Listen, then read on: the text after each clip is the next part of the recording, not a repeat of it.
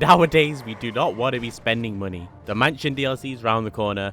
We need to save every penny. So here's a list of my favorite free cars. You don't need to spend no money. And one of these cars, you kind of make money before you get it. Please enjoy. The Picador, a car that got secretly updated. I loved this car before it got updated. Well, it wasn't secretly updated. It's just when people came to update their cars, they chose the Sentinel, they chose the Schwarzer, the Turismo R, and they ignored the Picador. And they ignored it to the point where they actually forgot that the Picador was updated. Some people didn't even know what the Picador was. I've always loved this pickup. It being based on the El Camino. Quirkily, it's four-wheel drive in GTA. It's a muscle pickup. And we all know the El Camino is very prominent in GTA 6. But in GTA 5, still no one knows that much about it.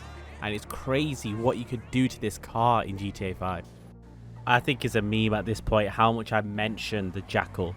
The Jackal I'll still mention if it costs a lot of money, as this is one of the cars in the game that just makes you question why it's so good. Now, I'm an advocate for this car. I don't know who's not heard me speak about this car, but the Jackal's got a strange ability to turn corners like a go-kart, and I'm tired of explaining it at this point. Everyone just needs to try and get the Jackal. Get it off the street. It's free. Everything's free in this video. Hey, even if you don't want to pay to insure it, try driving it around as a pedestrian vehicle and then see when you turn a corner. Your brain tells you to turn the corner early because you're used to how cars react. But then when you do it early with this car, you end up undercutting the corner by far. The LG RH8, such a class vehicle, such an OG vehicle. This is one of the cars that has just become legendary by default. I'm just so annoyed at why they added modifications for the Sentinel, the Schwarzer, and they never added it for the LG RH8. They never even offered an update. They didn't make an updated version of the GTR to make it more realistic or anything. They haven't touched this car. So as you can see with mine, I have to abbreviate and put my own touches on there and do the chameleon pearl glitch. This thing launches like... When people watch me launch this car, they think that I'm lagging and it launched that quick because I just lag spiked. Here's a car which you look at and don't expect it to be free, but it is for current gen consoles. So if you came off the PS3 and the Xbox 360, you'll get this car free, which is most of us. Unfortunately, for people who's just started, you'll have to let me know if you have this for free. But it's so worth it. It drives so nice. The modifications are pretty cool, although not a lot. It's a free car. It wheelies great. It gives a massive angle, and no one's gonna expect a cheapskate when you pull up or you park your car outside of ammunition. I bet you wasn't expecting this one on the list. My Emperor. And it's kind of made it through with a few cheats. As you can see, mine has bennies on it. And I think this makes a really cool bennies car. And this is obviously based on the Cadillac DeVille. But then when you have these types of lowrider wheels on there, it just looks like a lowrider spec. And actually, when you get a Buccaneer and you do this Benny's wheel swap glitch thing and then lower it by shooting the car, it looks like a Benny's lowrider. So I like to think of this car as a Benny's converted Emperor. And I love this car. The Felon. Don't get it confused with the Felon GT, but you can. The Felon GT is the convertible. The Felon is the non-convertible. But the stance of this car, the look of this car, it's one of the more expensive free cars. It sells for, I think, the second most expensive pedestrian car. It's kind of unbeatable, and it still looks like a premium car that, if was on sale today, would be over $1 million.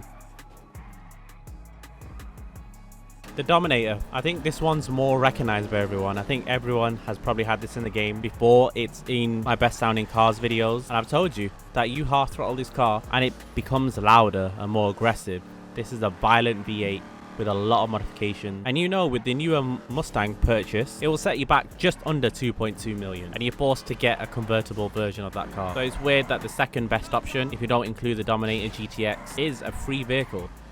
The Weevil, a lot of people still don't know you can get this car for free, and I think this car is worth it if you're purchasing the car. To get this free, you have to do the Cayo Perico final heist as a leader and then finish all English Dave's missions, and then you get the Weevil free. It's worth doing it because most of us have done the Cayo Perico heist, and if you haven't, it's a lot of money, and as a bonus you get the Weevil. And I'm tired of going on about this one car because it's got a lot of modifications. It was cheap when you don't get it for free. It's got a great wheelie ability, and if you do a wheelie correctly, it can beat a lot of cars in a drag race.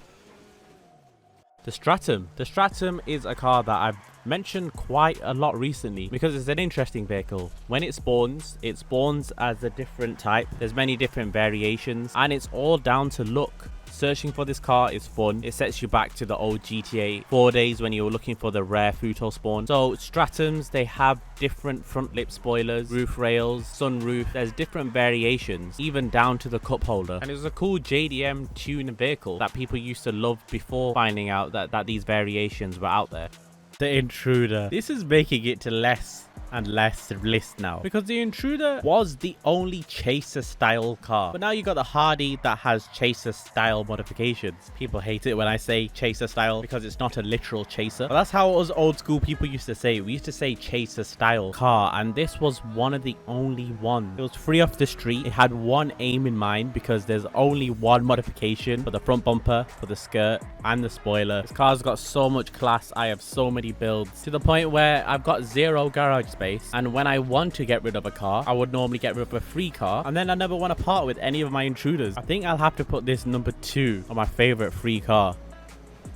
The Sentinel XS. This used to be my favorite car in GTA period. It actually used to be the Sentinel, but the Sentinel XS now, they've updated. They've made it have a HSW. You got loads of different modifications, different liveries. They've really amped up this car, but unfortunately you don't get HSW for free. But even if you keep it as a stock variant, you're able to modify it with many options to pick from. And I think alongside the Schwarzer, it doesn't make sense in the GTA ecosystem because Rockstar normally charge a lot of money when it comes to cars that have a lot of modifications. You can't get these cars for free, but in this case you can.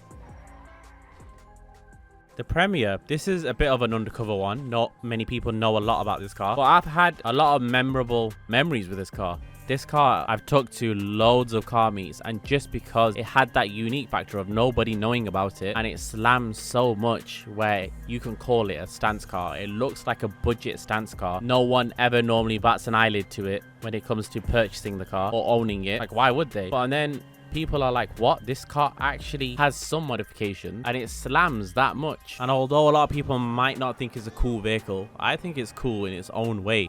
Even though this car has 0 options, including suspension, there's no suspension options, it achieves some great stance. And I do owe a little apology with this vehicle. I always put it in videos. I love the vehicle, but I've talked about how rare it is. You don't see it in car meets. But apparently the Stania is very popular in roleplay, a lot more popular than I think.